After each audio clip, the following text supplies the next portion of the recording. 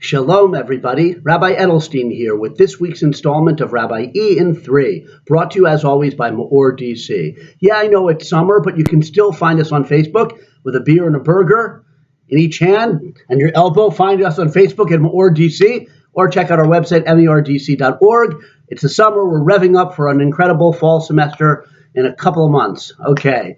But anyway, Shabbos is coming, and I have something to tell you important from this week's Torah portion, Shelach, in the book of Bamidbar, the fourth book of the Torah, the book of Numbers.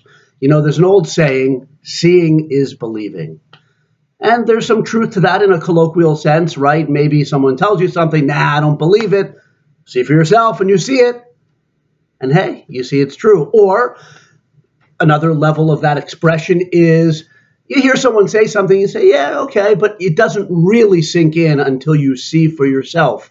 And then you internalize the fact. It makes a bigger impact on you. Okay, fine. That's the colloquial level. But this week's Torah portion, seeing and believing are in conflict. And it's a very profound Torah portion, Shelach. And I have here, I'll bring out the star of this Rabbi Ian 3 really is my tzitzis. The beautiful mitzvah of tzitzis, fringes on a four-cornered garment. What does it have to do with this week's Torah portion? It's given to the Jewish people at the end of this week's Torah portion. And the purpose of the tzitzis is to help us resolve the contradiction between seeing and believing.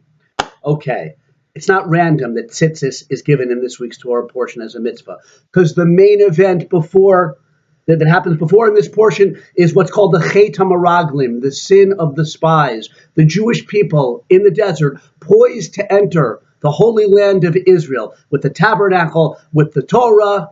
They're going to go right in, but they want to send spies, scouts, to check out the way to enter the land, even though Hashem has told them, go right in. And even though they've been living at a level above nature in the desert, they've already conquered formidable foes outside the land of Israel, there should be no problem. Hashem said, go in. I'm taking you right in. But they want to send scouts or spies. Is that a problem in and of itself, that desire? Well, different opinions about that. But 12 distinguished scouts/spies go in, and what do they see there?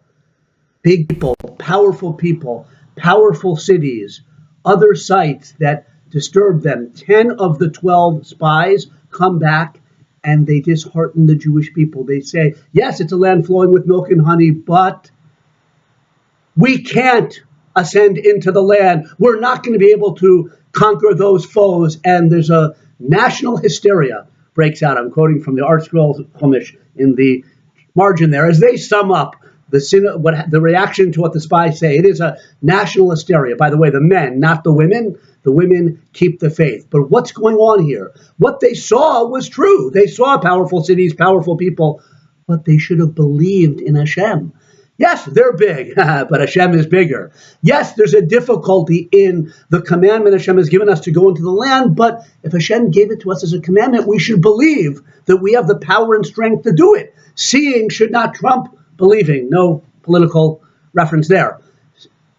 The tzitzis come, and it's a commandment that when we see things in this world, and they either draw us away or tempt us to go away from what Hashem wants of us to do His will, to follow the Torah, we have to forget about following after our eyes, which the Torah says, and believe that our mission in this world is to carry out the words of the Torah, of Hashem. Or another way of looking at it, if we see things that weaken our faith or make us question or make us think that we're not able to carry out the will of Hashem, we look at the tzitzis and it reinforces our belief, the strength of our belief, of our faith, that if Hashem gave the commandment, we have the potential, the power, the ability to fulfill it. If we're going through a test, a crisis, a challenge, and life is full of them, we have the power to overcome, to stand firm and pass that test.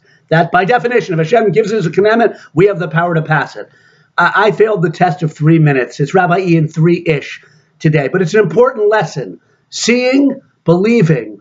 Don't let what you see counteract the deep faith of what we as Jewish people are supposed to believe, do believe, and are supposed to strengthen in our hearts and in our lives every single day. And the tzitzis are a great tool to help us, a beautiful, beautiful mitzvah, to help especially a Jewish man, because women are not obligated in the mitzvah of tzitzis, probably because they don't have quite as much of a problem straying after their desires of their heart and the desires of their eyes as men do.